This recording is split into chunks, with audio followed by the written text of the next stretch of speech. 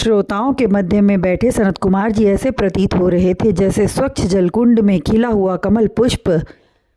उनका मुखमंडल अपूर्व तेजस्विता से आलोकित हो रहा था। उनके सन्मुख बैठे नारद जी चुप रहने वाले न थे। वे बोले, हे देवर्षि, हे ऋषि श्रेष्ठ, श्रीमद् भागवत सप्ताह पारायण को यदि आप हमें सुनाएं तो हम श्रोतागण पर आपकी महान कृपा होगी। तब सनत कुमार जी कुछ उच्च स्वर में बोले, जिससे कि दूर तक बैठे श्रोता भी सुन सकें। हे देवर्षि, आपकी जिज्ञासा को हम अवश्य पूर्ण करेंगे, क्योंकि भगवत कथा सुनने में जितना आनंद आपको प्राप्त होगा उससे कहीं ज़्यादा आनंद की प्राप्ति मुझे स्वयं होगी। अब आप सभी ध्यान लगाकर पूर्व निष्ठा के साथ सुनिए। सप्ताह पारायण की कथा को भाद्रपद, अश्विन, क्वार, कार्तिक, अगहन, आषाढ़ और श्रावण मास में सुनना अति उत्तम एवं फलदायी होता है। श्रोतागणों को निश्चित ही मोक्ष पद की प्राप्ति होती है, इसमें कोई संदेह नहीं है। किंतु सप्ताह पारायण कराते समय नगर ग्रामों और अपने इष्ट मित्रों को अवश्य आमंत्रित करना चाहिए। जाति पाति का कोई भेदभाव नहीं करना चाहिए। जाति पाति के भेद को रखने वाले व्यक्ति के हृदय में कभी प्रभु वास नहीं करते। जहाँ तक हो सके सप्ताह यज्ञ घर में करना चाहिए। यदि उचित स्थान न हो तो मंदिर, बाग, बगीचा अथवा किसी ऐसे स्थान पर सप्ताह पारायण का प्रयोजन करना चाहिए जहाँ पूर्ण रूप से स्वच्छता हो। यदि घर में कर रहे हैं तो उस स्थान को लीप पोत कर अथवा धोकर गेरू, चावल और अन्नादि से चौक बनाएं। केले के तने से मंडप बनाकर कथावाचक को उक्त स्थान प्रदान करें।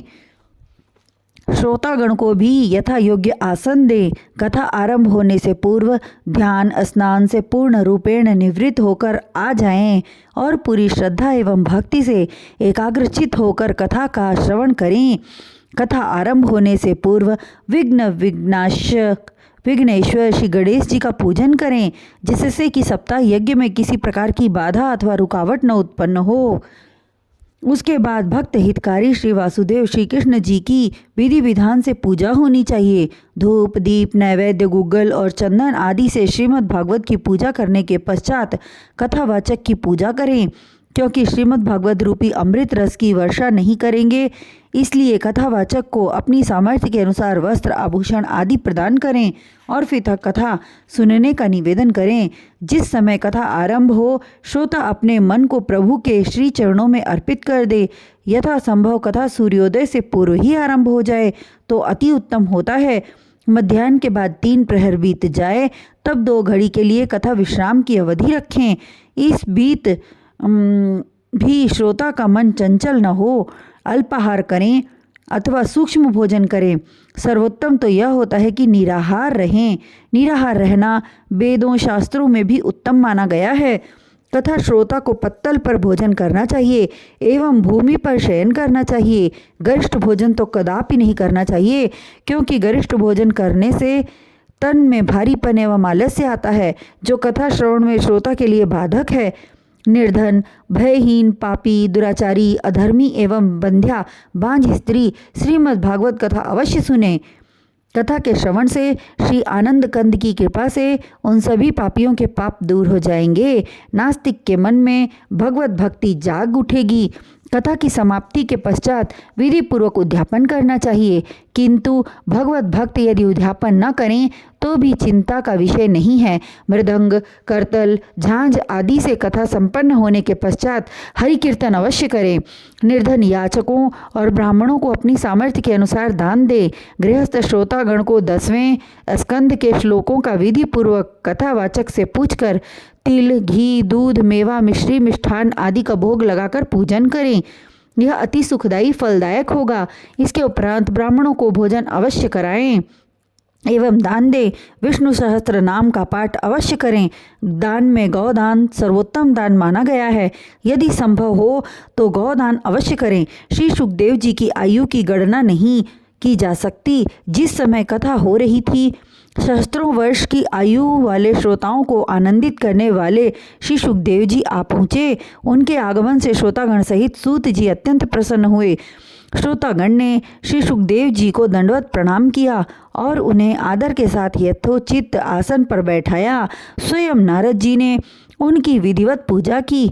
बैठने के पश्चात शुक रूपी तोते के मुखार बिंदु से वेद रूपी प्रवचन बाहर निकलने लगे। वे बोले, हे समस्त उपस्थित गण, श्रोतागण, वेद पुराण उपनिषद सभी ग्रंथों का मूल तत्व श्रीमद् भागवत है। इसके श्रवण से ठीक उसी तरह आनंद प्राप्त होता है जिस प्रकार ज्यों गूंगा मीठे फल को अंतर्गत ही भावे। कथा श्रवण से प्राप्त होने वाला तथ्य अवर्णनीय होता है, किंतु हर श्रोता उस आनंद का पूर्ण रूप से अनुभव करता है। और संस्कृत भाषा में एक कथन है, मूकम करोति वाचालम पंगु लंघयते गिरीम, जिसका अर्थ है कि श्रीमद् भागवत के श्रवण करने से श्रोता पर श्री मुरली मनोहर श्यामल तनधारी श्री कृष्णचंद्र जी की अति कृपा होती है। उनकी कृपा से गूंगा बोलने लगता है एवं लंगड़े में चलने फिरने की सामर्थ्य आ जाती है। श्री सुखदेव जी अपना प्रवचन कर ही रहे थे कि श्री वासुदेव प्रभु अपने सखा अर्जुन एवं अन्य पार्षदों सहित स्वयं प्रकट हुए।